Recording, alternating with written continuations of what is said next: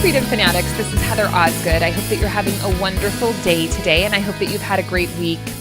Have you ever had those moments of clarity in your life where all of a sudden it's like the heavens kind of open up and you just know that you're on the right path, that you know that this is the place that you're supposed to be? Those moments of clarity have come for me most often when I have been in the process of building a business.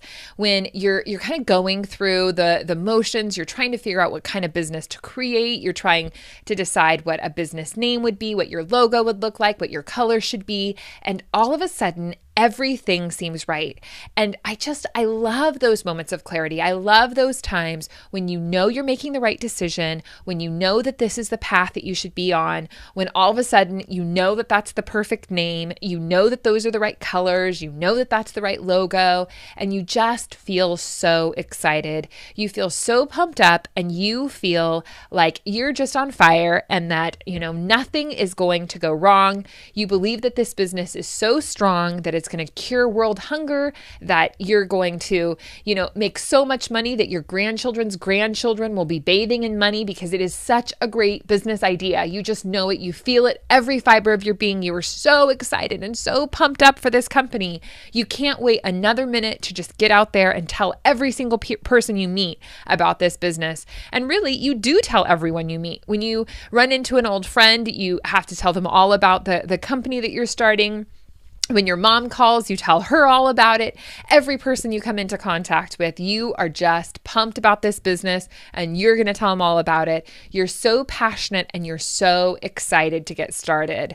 You have a great first month. Maybe you don't have any customers, but businesses start slowly and, then you get to month 6 and you've had some customers, but, perhaps it hasn't been as dynamic as you had hoped it would be. And then you get to the year point. And when you get to the year point, there's always a victory because you're there, you're at a year in business and you just feel like, hey, that is a huge accomplishment. But you haven't hit your financial projections. You really haven't made the sales that you had thought you had made. And the passion that you had at the beginning of the year is still there, but the fire, the desire is maybe waning a little bit. And you just keep plugging. You know that if you keep with this, that it's going to be successful. And then you kind of get to year 2. And when you get to year 2, you kind of get to that place where you're reevaluating. You're like, what am I doing? Why am I not getting the customers I thought I would get? Why are my sales not as high as I thought they would be? And really, you just get to that point where the passion is kind of gone.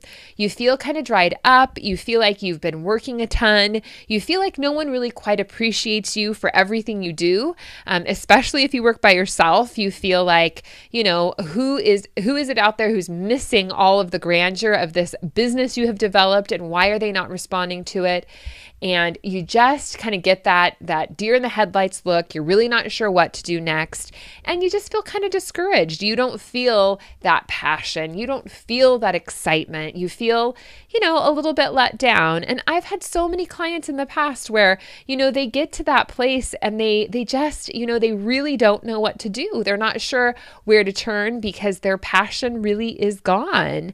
And I just want you to really examine where you're at today. If you're in a place where you feel like you have been working on this business, maybe you have a job and the job has, been kind of pulling you down and you really want to quit your job and you've started this business on the side. I've talked to so many people out there who have these businesses that they've started, that they're going, or I've even talked to people, I talked to a gentleman this week who had 2 businesses that he was running on the side while fully employed and trying to manage a family.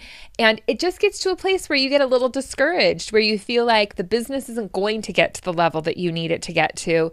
And you're just really wondering what to do next.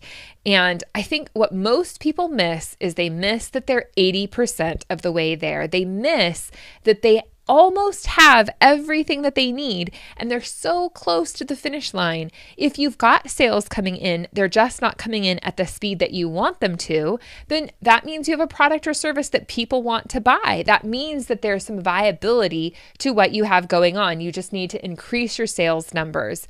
I think a lot about my house. So we live in this quaint little beach cottage, really, which is just another word for saying a very small house near the beach. And I love my house now, but let me tell you, we've lived in this house for 10 years. And when we purchased the house, it was the cheapest fixer-upper in our town. It had holes in the walls. It had boards on the windows. It had 3 different styles of kitchen cabinets with 3 different types of countertops, all at varying heights, all in a row. It was quite lovely, let me tell you. We had a big pit for a backyard. It was just a big dirt pit, and the electrical was really sketchy at best. And we have just done so much to our house. It is a lovely little house. It is still a little house, but it is great now. And we have a beautiful living room with an ocean view. We have granite countertops. We have a lovely landscaped backyard. And I really do like the house, but I get focused on everything that it's not. I get focused on all the improvements that I still would really like to make, and I get discouraged. I feel like we're never going to get there. We're never going to get to a place where we can sell this house and buy the palatial mansion on 10 acres. I just feel like, it's not going to happen. We've been here for 10 years. When's my, kind of prize coming for working so hard and enduring so much? And it just really makes me think of business owners. It makes me think of how many business owners out there push so hard and they get so close to the finish line, and then they're just ready to give up. They're ready to throw the towel in, and it's all because their passion is gone. That desire, that excitement. When we bought this house, I had so many aspirations and dreams and goals for how beautiful it was going to be and how wonderful it was going to be, and it is great, but it's not what I had hoped that it would be. It doesn't fully meet all of my expectations. And that's just life. That's what happens with life. And that's what happens in business too. You have these expectations. You have so much passion when you start, and you have these ideas that you are going to be able to build the best business in the world. You really believe that everything is going to go your way, and that business really, it does take a lot of energy and a lot of focus, and it has so much potential, but that passion does wane. And a big part of the reason the passion wanes is because people don't see the return on their investment, whether it be a time investment, whether it be a financial investment, and people have to be paid what they're worth.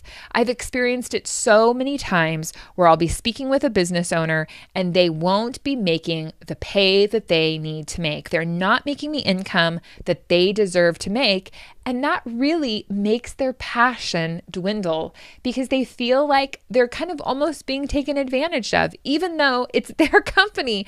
They're the ones that created it. They're the ones that designed it. It is very, very draining. And in most cases, when the finances are there, the passion returns.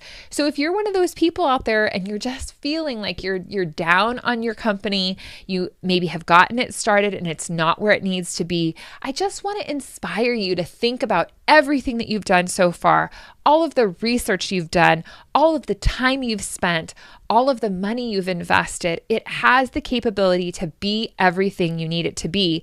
You just really have to make sure that you're covering all of your bases. And I would really recommend taking it back to basics, taking a look at that company, examining your product, examining your service, and really making sure that is a product or a service that someone actually wants to buy. And sometimes it's a hard pill to swallow, but that product or service is just not one that people want. The other night, I was watching this episode of Shark Tank, and I kid you not, I was in tears by the end of it because these poor women had created this product that I could tell at the very instant that they walked out on stage was just a total loser of a product. It wasn't something that everyone in the world would want to buy, and it was overpriced. And at the end of the show, they ended up actually selling their company and to Mark Cuban, which was kind of interesting, but it was so hard to see them and see their pain. I could see the pain on their faces that they had worked so hard. They had invested so much in this business and it just wasn't gaining traction. And it wasn't gaining traction because it just wasn't a product that enough people want to purchase. So examine your product, examine where you're at. Is it something people really want to buy? And if it is something people really want to buy, are you selling it at the right price point? Price point is a huge factor in business. If your product isn't priced correctly, people won't buy it. So get back to thinking about your original place of inspiration and really examine your products.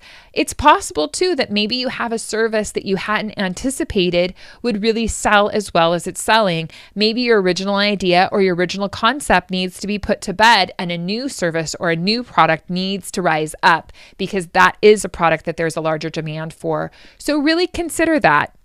And then next, I want to urge you to think about where you're at with your sales. And if your sales are going okay, but they're not going great, you need to go back to the basics of really thinking about your sales and marketing. Are your sales and marketing what they need to be, and are they on track?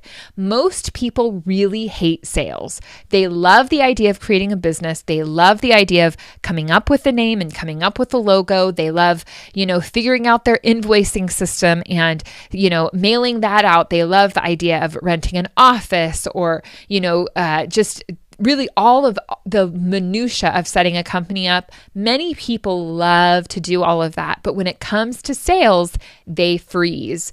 And most people, and I am shocked at how many business owners I talk to who really believe that if they create a product, people will come and buy it.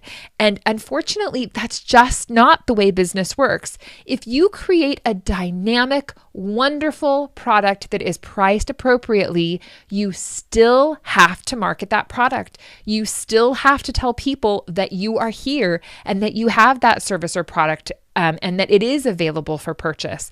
And if you aren't communicating that message, it doesn't matter how wonderful your product is, people aren't going to buy it. And that marketing strategy could be vastly different depending on the type of business that you're in or the product or service that you're selling. But make sure you have a plan in place for marketing and that you're working that plan. The next step is really sales. How much energy are you as the owner of your business focusing on sales activities every day? Not every week, every day. Your number one job when you own a business is sales. If you don't have sales, you don't have a business. So I want you to really, really just put all of your energy into sales. And I can promise you when those sales return, when you get those numbers in the door and when you're paying yourself all that you deserve, you will have passion for your business.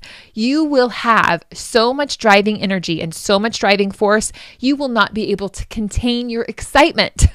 You have to get the money in the door. Money solves a multitude of issues when it comes to businesses, especially when that money comes from sales. I don't believe money solves a multitude of issues if it is money that is given to you or it is money that's lended. But if you sell your product, you will be unstoppable. So I want you to really think about your passion point. Think about where you are in your business. If you are still working at a job and you've got this company going on the side and it's really hard to manage both, hang in there. You are going to get to a place where you're going to be able to quit your job and you're going to be able to focus all of your energy on your company. And I can assure you that when you are spending more time and energy on your company, it will blossom, it will grow, and it will be successful. Make sure that you have the ability to dig down deep inside yourself and get back to that passion point. You can be passionate about your organization. So even if you've had it for a year, if you've had it for 2 years, or even if you've had it for 5 years or 10 years, you have the ability to get back to a passion point, and the business will be so much more successful if you are passionate about it. I hope that this has been helpful to you, and I am really looking forward to speaking to each and every one of you. If you have any questions or concerns, please give me a call, shoot me an email. I would love to talk to you. Take care, and we'll talk soon.